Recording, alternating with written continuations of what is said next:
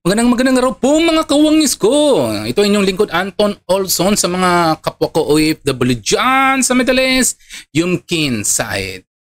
Sa mga hindi pa dyan nakakasubscribe sa akin, please subscribe my channel and likes din ng mga videos ko. Ngayon pang pag-uusapan na natin ay nakakatuwa kasi nga yung isang senior citizen na suksang-sukan na sa katiwalian sa gobyerno, nako, naglitan niya, nagmungkahi, galit ng galit sa administrasyon kay Bongbong Marcos dahil daw sa nangyayaring katiwalian sa gobyerno. Na parang hindi niya makontrol ang nangyayari sa katiwalian sa gobyerno na bilang isang Pangulo siya ng Pilipinas, hindi niya makontrol pa lang. Parang inaayaan niya na lang. Tapos ngayon nagkaroon na ng kabukuan na parang ngayon lang niya na magsasalita, bibigyan ng justisya, which is hanggang ngayon hindi pa rin nangyayari. Ito, pakinggan natin po ang litanya ng isang senior citizen. Sasabihin ko, BBM, Presidente ng Pilipinas, hindi ka marunong mag-manage ng bansa. Bumaba ka na dyan, palpak ka, wala kang ginawa, kundi magpirma lang magpirma, ng mga pinipirmahan, hindi mo siguro binabasa yan. Basta mo lang pinipirmahan, yung mga budget na yan, na napupunta sa mabulsa ng mga congressman, lalo kayo katambalos-los na yan. Ang kapal naman ang mukha nyo. Hindi kayo naaawa sa Pilipino. No? Ang gusto nyo lang, magpayaman na magpayaman. Paano naman kaming mahihirap? Kaya nga kayong pinaupo dyan para tingnan nyo ang mga problema dito sa Pilipinas para tulungan. Pero ang budget na binibigay sa inyo, ano ang ginagawa nyo? Tingnan nyo buong Pilipinas. Umikot kayo. Ano ang makikita nyo? Mahihirap, mga dukha na hindi naaabutan ng tulong. Yung mga ayuda na binibigay nyo, kakurampot lang yan. Kumpara sa kanila, nakakaw nyo, bilyon, trilyon. Saan napupunta yan? Dapat nga yan, itulong nyo sa taong bayan. Hindi yung kung itapadala nyo sa ibang bansa. Doon nyo inahabat ang pera. Ipilin nyo na kung anong mga luho nyo sa buhay nyo. Hindi na kayo nakontento kung anong meron kayo. Ha? Mga walang hiya kayo. Ang kakapal ng mukha nyo. Ang mga kayong mga politiko, congressman, ikaw BBM. Sabi mo na pa kaya marami kayong gold, ginto. Ano ginagawa sa ginto sa Central Bank? Di ba binibinta nyo? Umpisa kay Aquino at hanggang sa'yo. Dapat itulong nyo sa taong bayan yan. Na dapat ma-improve ang Pilipinas. Ang mga bata sa bundok, tatawid, nakaano sa ano ba yung tawag dyan? Yung hanggang kayo lahat ng mga politiko. Sa totoo lang, hindi ako bumuboto eh.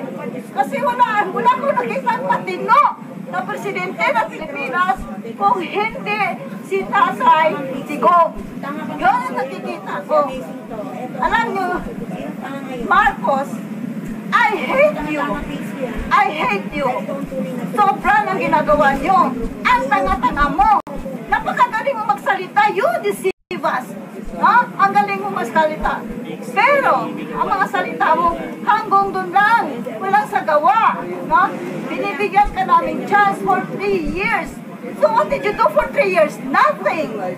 Kundi, pagkaupo, sabihin nyo, pag-upo namin, ganito. Sa platforma nyo, wala. Ang platforma nyo ay magnakaw ng pera, ng kapal, ng taong bayan. Isauli nyo yan. Ibalik nyo lahat ng ninakaw nyo. Galit na galit ako sa inyo. Sorry, Mr. President. Wala kang respeto sa aming mga Pilipino. Dapat irespeto ka namin. Pero saan ang respeto? Paano ka namin respetohin? Binababoy niyo ang Pilipinas? Nakikipagsubwatan kayo sa mga Amerikano? Sorry to say that. Pero yun ang katotohanan. Ano mga dukha dito? Bakit? Sobrang pera na kinuha niyo sa tapat ng bayan, ipatayo niyo ng mga pabahayan. Magpatayo ka ng school. Magpatayo ka ng hospital.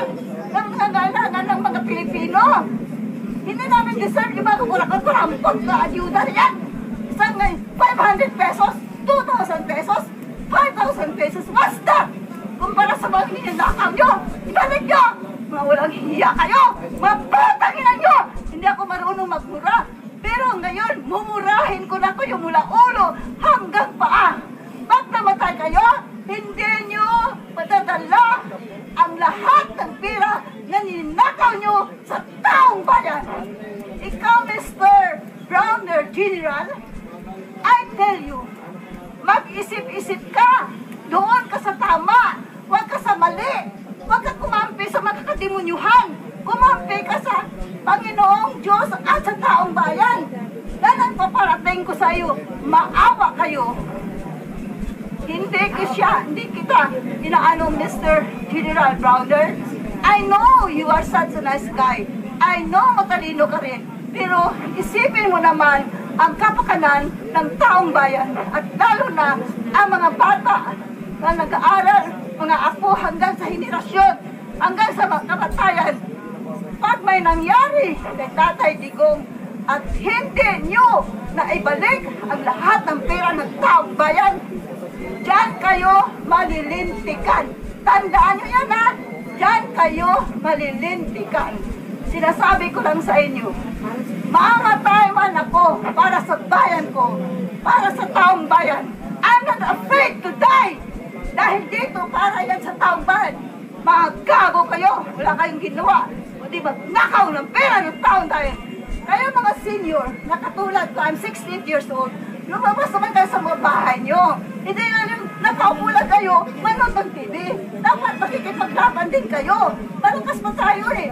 Ako lalaban ako, door guy. Naputang yan nyo. O ayun mga kawangis ko. Kasi ang nangyayari ka dito sa kay Lula, kay senior citizens, lahat naman tayo may karapatan magpahayag ng salobin natin eh. Pero kung sukang-suka ka na talaga sa gobyerno, lalabas ka na talaga ng kalye, lalabas ka na sa labas, kung ka na maglalabas ng sama ng loob, pakinggan ka man o hindi, at least, naglabas ka ng sama ng loob mo. Kahit paano, kahit isang tao dyan makakapansin sa iyo kung naglalabas ka ng saloobin mo sa gobyerno, kasi nga sa nangyayari dito sa ating bansa, wala talagang, ang yumayaman lang talaga, nabibilang lang sa iyong mga kamay. Pero yung kahirapan, talagang mas marami pang porsyento yung kahirapan dito sa Pilipinas. Yung maawa ka kung iikot ka lang naman sa buong bansa, makikita mo yung kahirapan sa bawat syudad, sa bawat probinsya. Makikita mo talaga yung kahirapan talaga. Kaya siguro si ating, siguro sukang-suka na to sa nakikita, hindi niya nararamdaman nga yung yung administrasyon, kasi nga sino ka ba naman hindi mapipikon, kasi nga yung first cousin mo kasali sa kataliwalan si Martin Romualdez, di ba first cousin niya ni Bongbong Marcos. So kahit sino mapipikon, kasi nga simulat sa puling mo kad binigyan ng kasagutan, di mo kagad pinaalis na ang dami na kagad na nanawagan dati sa pwesto na umalis na si Martin Romualdez. Kaso lang hindi mo talaga binigyan ng pansin, hindi ka nagpapa-interview kahit isang salita.